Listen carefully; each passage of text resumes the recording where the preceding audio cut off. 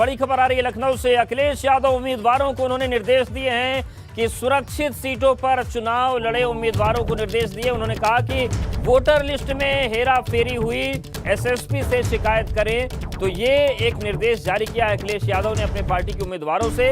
और सुरक्षित सीटों पर जो चुनाव लड़ रहे उम्मीदवार, खासतौर से उनको उन्होंने कहा है कि वोटर लिस्ट में हेरा फेरी हुई है, एसएसपी से शिकायत करें और शिकायती पत्र कोतवाली में रजिस्टर्ड डाक से भेजे जाएं। तो ये अखिलेश यादव ने कहा है। तो बड़ी खबर आ रही है एमएलसी चुनाव को लेकर। अखिलेश यादव ने उम्मीदवारों को निर्देश दिए और खासतौर पर जो सुरक्षित सीटों पर चुनाव लड़ रहे हैं, और कहा है कि वोटर लिस्ट में हेरा फेरी हुई है तो एसएसपी से शिकायत करें, शिकायती पत्र कोतवाली में रजिस्टर्ड डाक से भेजे जाएं। अनुभव भी लगातार हमारे साथ बने हुए, एक बार उनका रुख कर लेंगे। अनुभव, जिस तरीके से ये आशंका बार बार अखिलेश यादव जता रहे हैं, कल उन्होंने कहा कि लोकतंत्र की सीरियल किलर है भारतीय जनता पार्टी, निष्पक्ष चुनाव हो नहीं पा रहे हैं, और अब उन्होंने रजिस्टर्ड डाक की बात की है।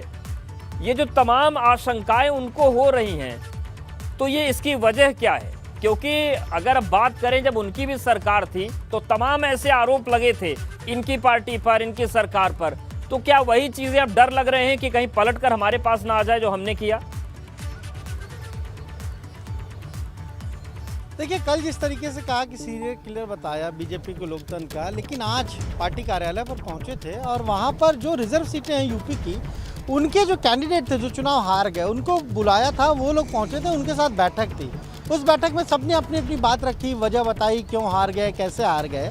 तकरीबन 50 कैंडिडेट पहुंचे थे इस बैठक में, और वहां पर अखिलेश यादव ने साफ तौर पर ये कहा कि देखिए, ये तो हमें सब जगह से शिकायत मिली है कि बहुत सारे जो हम कहें वोटर थे, खासतौर से ऐसे जिनको माना जा रहा था कि जो समाजवादी पार्टी के साथ हैं, उनके नाम काटे गए, वोटर लिस्ट से उनके नाम काटे गए, और जब लोगों ने आपत्ति दर्ज कराई उसके बावजूद भी नाम नहीं जोड़े गए।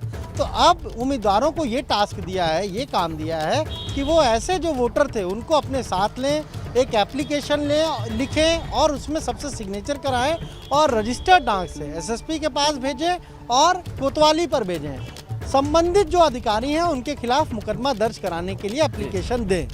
10 दिन तक देखें, अगर मुकदमा नहीं दर्ज होता तो फिर कोर्ट की शरण लें, कोर्ट में जाएं और जो एसडीएम है, जो तहसीलदार हैं, यानी जो लोग वोटर लिस्ट में गड़बड़ी के लिए जिम्मेदार हैं, उनके खिलाफ फिर कोर्ट से मुकदमा दर्ज कराएं। तो ये निर्देश आज दिया है जो उम्मीदवार पहुंचे थे। हालांकि हमने उम्मीदवारों से पूछा कि इससे क्या फ़ायदा होगा, क्या मैसेज होगा, क्या हासिल होगा। तो उन्होंने कहा देखिए, इससे ये कम से कम लगेगा कि हम लड़ाई लड़ रहे हैं, बिल्कुल लड़ाई लड़ रहे हैं, जमीन पर लड़ाई दिखती रहे। शुक्रिया अनुभव, आपका जानकारी और अपडेट्स को देने के लिए। नीतीश, आपका बहुत शुक्रिया।